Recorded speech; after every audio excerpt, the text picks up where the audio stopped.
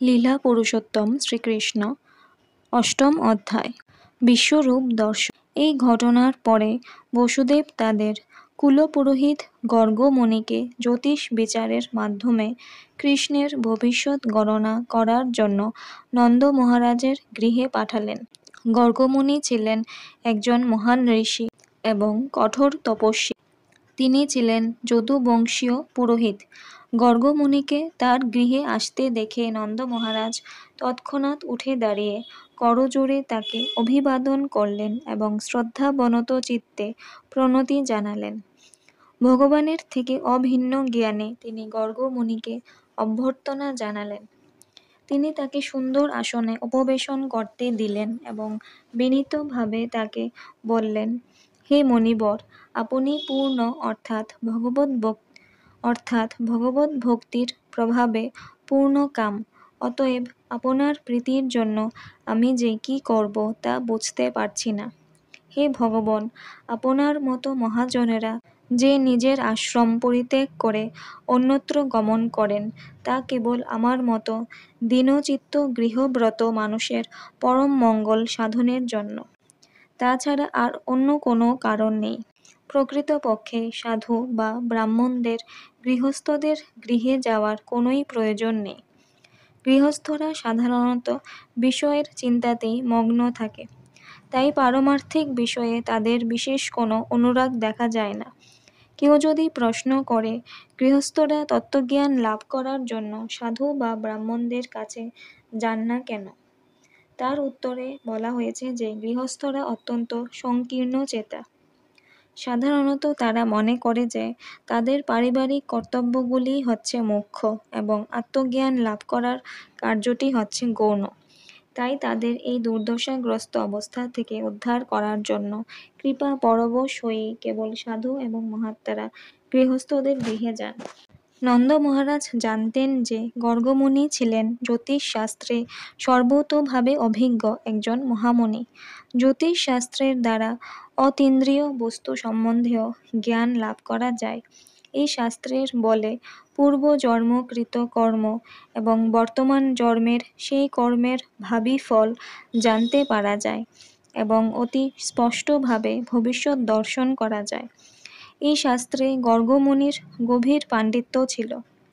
নন্দ মহারাজ গর্গমুনিকে বললেন, আপনি ব্রহ্মজ্ঞদের মধ্যে শ্রেষ্ঠ এবং জাতিতেও আপনি ব্রাহ্মণ, তাই আপনি মনুষ্য মাত্রেরই গুরু। ব্রহ্মজ্ঞান বা পরম তত্ত্ব জ্ঞান না থাকলে কাউকে ব্রাহ্মণ বলে গণ্য করা যায় না। এই সম্বন্ধে শ্রীমদ্ ভাগবতে ব্রহ্মবিদ্যা শব্দটি ব্যবহার করা হয়েছে, যার অর্থ হচ্ছে যিনি ব্রহ্ম বা পরমেশ্বরকে যথাযথভাবে জানেন এবং অভিজ্ঞ ব্রাহ্মণ, ক্ষত্রিয় ও বৈশ্য আদি নিম্নতর বর্ণের সংস্কার সম্পাদন করে থাকেন। শূদ্রদের জন্য কোনো সংস্কারের বিধান নেই, তাই ব্রাহ্মণদের ক্ষত্রিয় এবং বৈশ্যদের গুরু বলে গণ্য করা হয়। নন্দ মহারাজ ছিলেন বৈশ্য এবং তিনি গর্গমুনিকে অতি উত্তম ব্রাহ্মণ বলে গণ্য করেছিলেন। তাই তিনি গর্গমুনিকে অনুরোধ করলেন তার দুই পুত্রের নামকরণ আদি সংস্কার করার জন্য। তিনি স্বীকার করলেন যে কেবল এই দুটি শিশুই নয়, সমস্ত মানুষের কর্তব্য হচ্ছে ব্রহ্মজ্ঞান সম্পন্ন যথাযথ ব্রাহ্মণকে গুরুরূপে বরণ করা। তাকে এইভাবে অনুরোধ করা হলে গর্গমুনি উত্তর দিলেন, এই শিশু দুটির বিশেষ করে কৃষ্ণের সংস্কার কর্ম করার জন্যই বসুদেব আমাকে এখানে পাঠিয়েছেন। আমি যদুকুলের পুরোহিত, তাই আমি যদি আপনার পুত্রের সংস্কার কর্ম নির্বাহ করি তাহলে কংস হয়তো একে দেবকীর পুত্র বলে মনে করবে। জ্যোতিষ গণনার মাধ্যমে গর্গমুনি বুঝতে পেরেছিলেন যে কৃষ্ণ হচ্ছেন দেবকীর পুত্র, কিন্তু এখন তাকে নন্দ মহারাজের তত্ত্বাবধানে রাখা হয়েছে, যা নন্দ মহারাজ জানতেন না। পরোক্ষভাবে তিনি বললেন যে কৃষ্ণ ও বলরাম উভয়ই বসুদেবের সন্তান। বলরাম যে বসুদেবের পুত্র সকলেই জানতেন, কেননা তার মা রোহিণী তার জন্মের সময় বৃন্দাবনে ছিলেন, কিন্তু নন্দ মহারাজ কৃষ্ণের প্রকৃত পরিচয় জানতেন না। গর্গমুনি পরোক্ষভাবে জানিয়ে দিলেন যে কৃষ্ণ হচ্ছেন দেবকীর পুত্র। গর্গমুনি নন্দ মহারাজকে বললেন, পাপাত্তা কংস বুঝতে পারবে যে কৃষ্ণ দেবকীর ও বসুদেবের পুত্র। জ্যোতিষ শাস্ত্রের বিচার অনুসারে দেবকীর কন্যা হওয়ার কথা নয়, যদিও সকলেই মনে করেছে যে দেবকীর অষ্টম সন্তানটি হচ্ছে একটি কন্যা। এইভাবে গর্গমুনি নন্দ মহারাজকে পরোক্ষভাবে জানিয়ে দিলেন যে কন্যাটি আসলে যশোদার গর্ভজাত, আর এই কৃষ্ণ হচ্ছেন দেবকীর সন্তান এবং তাদের বিনিময় করা হয়েছিল। তার কন্যাটিও, যিনি হচ্ছেন দুর্গা দেবী, ইনিও কংসকে বলেছিলেন যে যে শিশুটি তাকে হত্যা করবে সে ইতিমধ্যেই অন্য কোথাও জন্মগ্রহণ করেছে। গর্গমুনি বললেন, আমি যদি আপনার ছেলের নামকরণ সংস্কার করি তাহলে হয়তো কংস সেই কন্যাটির ভবিষ্যৎবাণী স্মরণ করে এই শিশুটিকে হত্যা করবে। তাহলে আমাদের মহা অনিষ্ট হবে। গর্গমুনির কথা শুনে নন্দ মহারাজ বললেন, হে মুনিবর, যদি আপনি কংসের কাছ থেকে এই শিশুটির এইরকম অনিষ্ট আশা করেন তাহলে এই ব্রজেই আমার আত্মীয় স্বজনের অজ্ঞাতসারে গোপনে কেবলমাত্র বৈদিক মন্ত্র উচ্চারণ পূর্বক এই শিশু দুটির নামকরণ সংস্কার সম্পাদন করুন। আমরা দ্বিজ, তাই আপনাকে আমাদের কাছে পাওয়ার এই সৌভাগ্যের সদ্ব্যবহার করছি। আপনি দয়া করে অনাড়ম্বরে এদের নামকরণ সংস্কার সম্পাদন করুন। নন্দ মহারাজ গোপনে এই নামকরণ সংস্কার করতে চেয়েছিলেন, আবার সেই সঙ্গে তিনি গর্গমুনির উপস্থিতিরও পূর্ণ সুযোগ নিতে চেয়েছিলেন। নন্দ মহারাজ যখন গর্গমুনিকে এইভাবে অনুরোধ করতে লাগলেন, তখন গর্গমুনি যত গোপনে সম্ভব নন্দ মহারাজের গোশালায় কৃষ্ণ ও বলরামের নামকরণ সংস্কার করলেন। তিনি নন্দ মহারাজকে বললেন যে রোহিণীর পুত্র বলরাম স্বীয় গুণে সুহৃদবর্গকে রমণ অর্থাৎ আনন্দ দান করবেন বলে তিনি রাম নামে খ্যাত হবেন। ভবিষ্যতে তিনি অমিত বলশালী হবেন এবং তার নাম বলরাম হবে। এবং যেহেতু আপনাদের পরিবার ও যদুবংশকে তিনি অতি অন্তরঙ্গভাবে যুক্ত ও পরস্পরের প্রতি আকৃষ্ট করবেন, তাই এর নাম হবে শঙ্কর্ষণ। অর্থাৎ গর্গমুনি রোহিণীর পুত্রটির তিনটি নামকরণ করলেন: বলরাম, বলদেব, শঙ্কর্ষণ। বলরাম যে দেবকীর গর্ভজাত সন্তান এবং তাকে যে রোহিণীর গর্ভে স্থানান্তরিত করা হয়েছে সেই কথা তিনি গোপন রাখলেন। দেবকীর পুত্র রূপে কৃষ্ণ ও বলরাম হচ্ছেন সহোদর ভ্রাতা। তারপর গর্গমুনি নন্দ মহারাজকে বললেন, আপনার অন্য পুত্রটি বিভিন্ন যুগে বিভিন্ন বর্ণে তার শ্রীমূর্তি প্রকট করে থাকেন। প্রথমে তিনি শুক্ল, তারপর রক্ত এবং তারপর পীত এই তিনটি বর্ণ ধারণ করে প্রকটিত হয়েছিলেন। সম্প্রতি তিনি কৃষ্ণ বর্ণে প্রকটিত হয়েছেন, তাই তার নাম কৃষ্ণ। আর তাছাড়া ইনি পূর্বে বসুদেবের তনয় রূপে আবির্ভূত হয়েছিলেন, তাই তার আরেক নাম বসুদেব। কেউ তাকে কৃষ্ণ নামে আর কেউ কেউ তাকে বাসুদেব নামে সম্বোধন করবে। তবে একটা কথা জেনে রাখবেন যে এই পুত্রটির বিভিন্ন লীলা অনুসারে অনেক অনেক নাম আছে। গর্গমুনি নন্দ মহারাজকে আরও ইঙ্গিত দিলেন যে গিরিরাজ গোবর্ধনকে ধারণ করার অলৌকিক লীলাবিলাসের জন্য তার নাম হবে গিরিধারী। গর্গমুনি ছিলেন ভূত, ভবিষ্যৎ ও বর্তমান এই ত্রিকালদর্শী, তাই তিনি বললেন, আমি এর সমস্ত কার্যকলাপ এবং সমস্ত নাম জানি, কিন্তু অন্যেরা তা জানে না। এই শিশুটি সমস্ত গোপ এবং গাভীদের আনন্দ দান করবেন। বৃন্দাবনে ইনি সকলের প্রিয় পাত্র হবেন এবং ইনি আপনার সমস্ত সৌভাগ্যের কারণ হবেন। এনার উপস্থিতির ফলে নানা রকম বিরোধিতা সত্ত্বেও আপনি সব রকমের বিপদ থেকে উদ্ধার পাবেন। গর্গমুনি আরও বললেন, হে ব্রজরাজ, পূর্বে বহুবার এই শিশুটি রাজনৈতিক গোলযোগের সময় দুষ্কৃতকারীদের হাত থেকে সাধুদের রক্ষা করেছেন। আপনার এই পুত্রটি এত শক্তিশালী যে কেউ যদি এর ভক্ত হয় তবে তাকে আর কখনো শত্রুদের দ্বারা উৎপীড়িত হতে হয় না। দেবতারা যেমন সর্বদাই বিষ্ণুর দ্বারা রক্ষিত হন, তেমনই আপনার এই সন্তানের ভক্তরাও সর্বদাই পরমেশ্বর ভগবান নারায়ণের দ্বারা রক্ষিত হবেন। এই শিশুটি নারায়ণের মতো বল, বীর্য, শ্রী, ঐশ্বর্য লাভ করবেন। তাই আমি আপনাকে বলবো যে অত্যন্ত সাবধানতার সঙ্গে এই শিশুটিকে প্রতিপালন করুন, যাতে ইনি সব রকম বিপদ থেকে মুক্ত হয়ে স্বচ্ছন্দে বর্ধিত হতে পারেন। গর্গমুনি নন্দ মহারাজকে আরও বললেন যে যেহেতু তিনি নারায়ণের মহান ভক্ত, তাই নারায়ণ কৃপা করে তাকে তারই মতো গুণসম্পন্ন একটি পুত্র দান করেছেন। তিনি তাকে বললেন, অসুরেরা আপনার এই পুত্রটিকে নানাভাবে উত্যক্ত করবে, তাই সাবধানতার সঙ্গে একে রক্ষা করুন। এইভাবে গর্গমুনি নন্দ মহারাজকে বুঝিয়ে দিলেন যে নারায়ণ স্বয়ং তার পুত্ররূপে আবির্ভূত হয়েছেন। নানাভাবে তিনি তার পুত্রের দিব্য গুণাবলী বর্ণনা করলেন এবং তাকে এই পরম সুসংবাদ প্রদান করে তিনি তার আশ্রমে ফিরে গেলেন। গর্গমুনির মুখ থেকে তার সৌভাগ্যের কথা শ্রবণ করে নন্দ মহারাজের মনে হলো যে তার মতো সৌভাগ্যশালী পৃথিবীতে আর কেউ নেই। এই ঘটনার কিছুদিন পরেই কৃষ্ণ এবং বলরাম উভয়ই হামাগুড়ি দিতে শুরু করলো। এইভাবে তারা যখন হামাগুড়ি দিত, তখন তাদের মায়ের হৃদয় আনন্দে ভরে উঠত। তাদের পায়ে নূপুর আর কোমরের ঘণ্টার অতি মধুর শব্দ হতো এবং তারা সকলের হর্ষ উৎপাদন করে ঘুরে বেড়াত।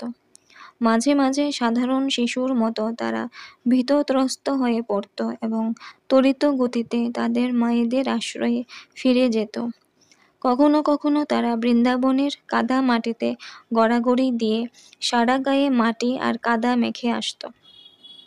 তাদের মায়েরা তাদের সারা শরীরে চন্দন এবং কেশর লাগাতেন, কিন্তু মাটিতে গড়াগড়ি দেওয়ার ফলে সেই চন্দন আর কেশরের পরিবর্তে তাদের সারা শরীরে মাটি লেগে থাকত। তারা যখন গৃহে ফিরে আসত, যশোদা ও রোহিণী স্নেহ ভরে তাদের কোলে তুলে নিতেন এবং শাড়ির আঁচলে তাদের ঢেকে স্তন্যপান করাতেন। শিশু দুটি যখন স্তন্যপান করত, তখন তাদের মায়েরা দেখতেন যে তাদের মুখে ছোট্ট ছোট্ট দাঁত দেখা দিচ্ছে।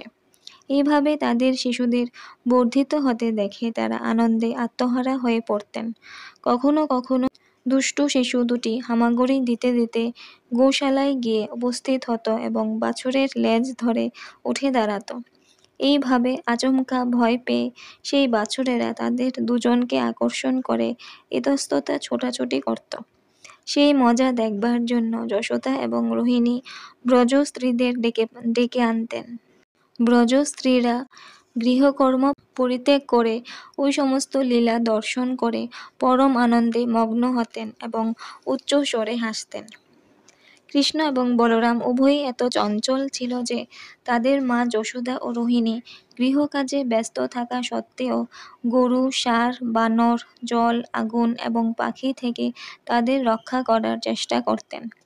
সর্বক্ষণ এই দুরন্ত শিশু দুটিকে রক্ষা করা এবং সঙ্গে গৃহের সমস্ত কাজ সম্পাদন করা অত্যন্ত কঠিন হয়ে উঠত এবং তারা অত্যন্ত উদ্বিগ্ন হয়ে পড়তেন। অচিরেই কৃষ্ণ এবং বলরাম দাঁড়াতে শুরু করলো এবং ধীরে ধীরে হাঁটতে শুরু করলো। কৃষ্ণ এবং বলরাম যখন হাঁটতে শুরু করলো, তখন তাদের সমবয়সী সমস্ত বন্ধুরাও তাদের সঙ্গে যোগ দিল এবং তারা সমস্ত ব্রজ রমণীদের, বিশেষ করে মা যশোদা এবং রোহিণীকে মহা আনন্দে মগ্ন করল। যশোদা ও রোহিণী সহ সমস্ত ব্রজাঙ্গনারা বৃন্দাবনে কৃষ্ণ এবং বলরামের দুরন্ত বাল্যলীলা উপভোগ করলেন এবং আরও গভীরভাবে এই লীলা মাধুর্য আস্বাদন করার জন্য তারা সকলে মিলে মা যশোদার কাছে গিয়ে সেই চঞ্চল শিশু দুটির সম্বন্ধে অভিযোগ করতে লাগলেন। কৃষ্ণ তখন মা যশোদার সামনে বসেছিল। বয়স্ক গোপিকারা এসে কৃষ্ণকে শুনিয়ে শুনিয়ে মা যশোদার কাছে অভিযোগ করতে লাগলেন, যশোদা, তুমি কেন তোমার এই দুরন্ত ছেলে কৃষ্ণকে একটু সামলে রাখো না? সে বলরামের সঙ্গে প্রতিদিন সকাল এবং সন্ধ্যায় আমাদের বাড়িতে এসে গরুর দুধ দোহন করার আগেই বাছুরদের ছেড়ে দেয় এবং বাছুরেরা গরুর সমস্ত দুধ খেয়ে ফেলে। তাই আমরা যখন দুধ দোহাতে যাই তখন দেখি যে এক ফোঁটাও দুধ নেই, আর তাই খালি পাত্র নিয়ে আমাদের ঘরে ফিরে আসতে হয়। আমরা যখন কৃষ্ণ এবং বলরামকে এই কর্মের জন্য শাসন করি তখন তারা হাসতে থাকে। আমরা তখন কিছুই করতে পারি না। আর আমাদের দই আর মাখন চুরি করেও কৃষ্ণ আর বলরাম খুব আনন্দ পায়। সেই মাখন আর দই চুরি করার সময় যখন আমরা তাদের ধরে ফেলি তখন তারা বলে, কেন তোমরা বলছো যে আমরা চুরি করেছি? তোমরা কি মনে করো আমাদের বাড়িতে দই মাখনের কোনো অভাব আছে? কখনো কখনো তারা দই মাখন আর দুধ চুরি করে বাঁদরদের মধ্যে তা বিতরণ করে দেয়। সেগুলি খেয়ে বাঁদরদের যখন পেট ভরে যায় এবং তারা যখন আর খেতে পারে না তখন কৃষ্ণ এবং বলরাম তিরস্কার করে বলে যে এই দই মাখন আর দুধগুলো এত বাজে যে বাঁদরেরাও পর্যন্ত ওগুলো খায় না। আর তখন তারা সমস্ত পাত্রগুলি ভেঙে ফেলে এদিক সেদিক ছড়িয়ে দেয়। আমরা যদি আমাদের দই মাখন দই কোথাও লুকিয়েও রাখি, তোমাদের কৃষ্ণ আর বলরাম সেগুলি খুঁজে বার করে। অন্ধকারে লুকিয়ে রাখলেও তাদের শরীরের মণি মাণিক্যের জ্যোতিতে তারা সেগুলি খুঁজে বার করে। যদিও কোনো কারণে তারা লুকিয়ে রাখা দই মাখন খুঁজে না পায়, তখন তারা চিমটি কেটে আমাদের ঘুমন্ত শিশুদের ঘুম ভাঙিয়ে দেয়। তারা যখন কাঁদতে থাকে তখন তারা সেখান থেকে পালিয়ে যায়। আমরা যদি আমাদের দই আর মাখন শিকায় ঝুলিয়ে রাখি তাহলে তারা উদুখল এবং কাঠের বাক্স জড়ো করে সেগুলি পারবার আয়োজন করে। আর তারা যদি তার নাগাল না পায় তাহলে তারা পাত্রে ফুটো করে দেয়। তাই আমাদের মনে হয় যে তোমাদের এই শিশু দুটিকে শাসন করা উচিত। এই কথা শুনে যশোদা মা বললেন, ঠিক আছে, অন্ধকারে লুকিয়ে রাখা তোমাদের মাখনগুলি কৃষ্ণ যাতে আর না দেখতে পায় সেজন্য আমি তার গায়ের সমস্ত অলঙ্কারগুলি খুলে রাখব। তখন গোপিকারা বলতেন, না না, সেটা করো না। তার গায়ের অলঙ্কারগুলি খুলে নিলে লাভ কি? এই শিশু দুটি যে কে তা আমরা জানি না। অলঙ্কার ছাড়াই এদের শরীর থেকে এমন একটা জ্যোতি বেরোয় যে অন্ধকারেও এরা সবকিছু দেখতে পায়। তখন মা যশোদা তাদের বলতেন, ঠিক আছে, তাহলে তোমাদের দই আর মাখনগুলো খুব সাবধানে লুকিয়ে রাখো যাতে তারা সেগুলি আর চুরি করতে না পারে।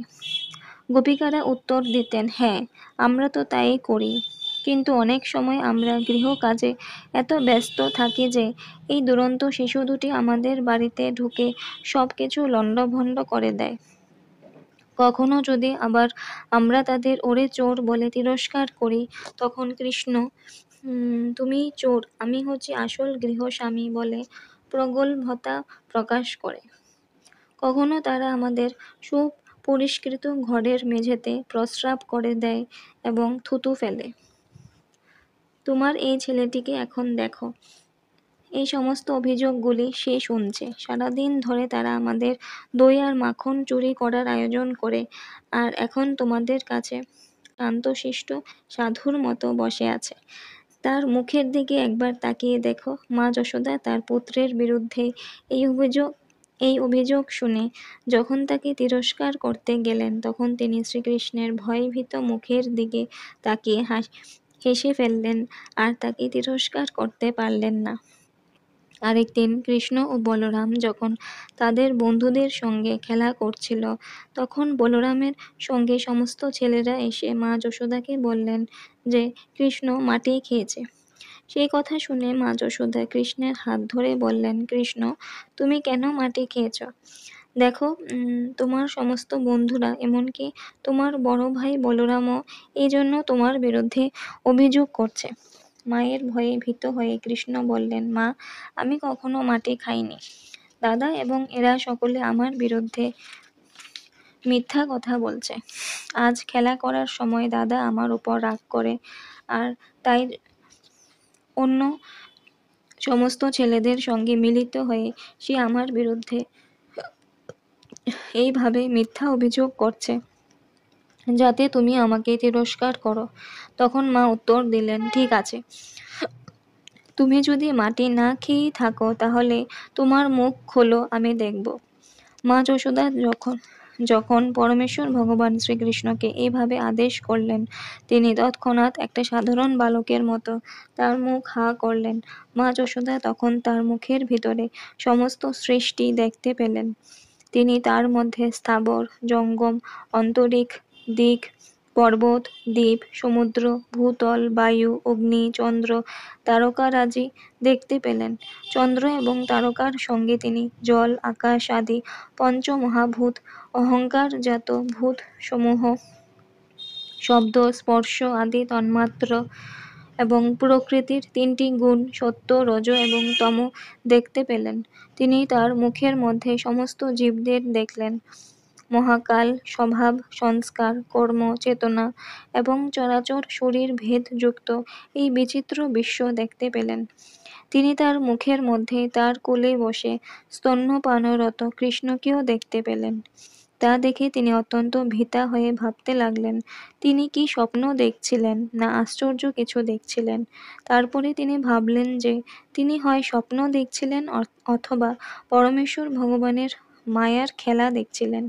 আবার তিনি ভাবলেন যে হয়তো তার বুদ্ধির বিকার হয়েছে, তাই এরকম সমস্ত অদ্ভুত জিনিস দেখছেন। তিনি ভাবলেন, এটা হয়তো আমার এই শিশুর কোনো স্বাভাবিক অচিন্ত্য ঐশ্বর্য, আর তাই তার মুখের মধ্যে এই অদ্ভুত ব্যাপার দর্শন করে আমি হতবুদ্ধি হয়ে পড়েছি। যে পরমেশ্বর ভগবানের শক্তির প্রভাবে সব কিছু সাধিত হয়, তাকে আমি প্রণাম জানাই। তারপরে তিনি বললেন, সেই পরমেশ্বর ভগবানকে আমিও আমার প্রণাম জানাই, যার মায়ার প্রভাবে আমি মনে করছি যে নন্দ মহারাজ আমার পতি এবং কৃষ্ণ আমার পুত্র। আমি মনে করছি যে নন্দ মহারাজের সমস্ত সম্পত্তি আমার এবং সমস্ত গোপ ও গোপাঙ্গনারা আমার প্রজা। পরমেশ্বর ভগবানের মায়ার শক্তির প্রভাবেই এই সমস্ত ভ্রান্ত ধারণা হয়ে থাকে। তাই আমি তাকে আমার প্রণতি জানি, তিনি যেন সর্বদা আমাকে রক্ষা করেন। মা যশোদা যখন এইভাবে অতি উন্নত দার্শনিক বিচার করছিলেন, শ্রীকৃষ্ণ তখন তার স্বরূপ শক্তি যোগমায়ার দ্বারা পুত্র স্নেহময়ী যশোদাকে আবার মোহিত করে ফেললেন। মা যশোদা তখন সব রকমের দার্শনিক বিচারের কথা ভুলে গেলেন এবং কৃষ্ণকে আবার তার পুত্র বলেই মনে করলেন। তাকে কোলে তুলে নিয়ে তিনি বাৎসল্য রসে অভিভূত হয়ে পড়লেন। তারপর তিনি ভাবতে লাগলেন, জ্ঞানের স্থূল প্রক্রিয়ার দ্বারা কৃষ্ণকে কখনোই জানা যায় না। সমস্ত বেদে, উপনিষদে, সাংখ্য এবং যোগ শাস্ত্রে যার মাহাত্ম্য কীর্তিত হয়েছে, যশোদা দেবী সেই হরিকে তার পুত্র বলে মনে করতে লাগলেন। মা যশোদা অবশ্যই পূর্ব জীবনে অনেক পুণ্য অর্জন করেছিলেন, যার ফলে পরমেশ্বর ভগবান তার পুত্র রূপে তার স্তন্যপান করছিলেন। তেমনই নন্দ মহারাজও অবশ্যই বহু যজ্ঞ এবং তপস্যা করেছিলেন, যে জন্য পরমেশ্বর ভগবান পুত্র রূপে তাকে পিতা বলে সম্বোধন করেছিলেন। কিন্তু আশ্চর্যের বিষয় যে বসুদেব এবং দেবকী কৃষ্ণের এই অপূর্ব মাধুর্যমণ্ডিত বাল্যলীলার দিব্য আনন্দ উপভোগ করতে পারলেন না, যদিও কৃষ্ণ ছিলেন তাদেরই পুত্র। বহু মুনি, ঋষি এবং মহাত্মারা শ্রীকৃষ্ণের বাল্যলীলার মাহাত্ম্য কীর্তন করে থাকেন, কিন্তু বসুদেব এবং দেবকী ব্যক্তিগতভাবে এই বাল্যলীলার রস আস্বাদন করতে পারলেন না। সেই সম্বন্ধে সুখদেব গোস্বামী পরীক্ষিত মহারাজকে বললেন, বসুশ্রেষ্ঠ দ্রোণ ও তার পত্নী ধরা ব্রহ্মার দ্বারা প্রজা সৃষ্টি করার জন্য আদিষ্ট হন। তারা তখন ব্রহ্মার কাছে প্রার্থনা করেছিলেন, পৃথিবীতে জন্মগ্রহণ করলে যেন তারা পরমেশ্বর ভগবান শ্রীকৃষ্ণের পরম মাধুর্যময় বাল্যলীলায় মগ্ন হতে পারেন। কৃষ্ণের সঙ্গে তাদের ভালোবাসার সম্পর্ক যেন এত গভীর হয় যে সেই লীলা শ্রবণ করার ফলে মানুষ জন্ম মৃত্যুর বন্ধন থেকে উদ্ধার পেতে পারে। ব্রহ্মা তথাস্তু বলে তাদের সেই সব বর দান করলেন এবং তার ফলে দ্রোণ নন্দ মহারাজ রূপে বৃন্দাবনে আবির্ভূত হন এবং ধরা মা যশোদা নন্দ মহারাজের পত্নী রূপে আবির্ভূত হন। এইভাবে নন্দ মহারাজ এবং তার পত্নী যশোদা পরমেশ্বর ভগবানকে তাদের পুত্র রূপে প্রাপ্ত হয়ে তার প্রতি অনন্য ভক্তি লাভ করেন। সমস্ত গোপ এবং গোপাঙ্গনারাও কৃষ্ণের সঙ্গ লাভে ধন্য হয়ে স্বাভাবিকভাবে ভিন্ন ভিন্ন রসে তার প্রতি আসক্ত হন। তাই ব্রহ্মার আশীর্বাদ পূর্ণ করার জন্য শ্রীকৃষ্ণ তার অংশ প্রকাশ বলরাম সহ আবির্ভূত হয়ে ব্রজবাসীদের দিব্য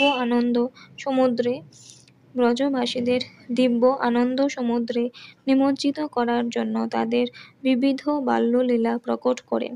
এতে লীলা পুরুষোত্তম শ্রীকৃষ্ণ গ্রন্থের বিশ্বরূপ দর্শন নামক অষ্টম অধ্যায়ের ভক্তি বেদান্ত তাৎপর্য সমাপ্ত হল।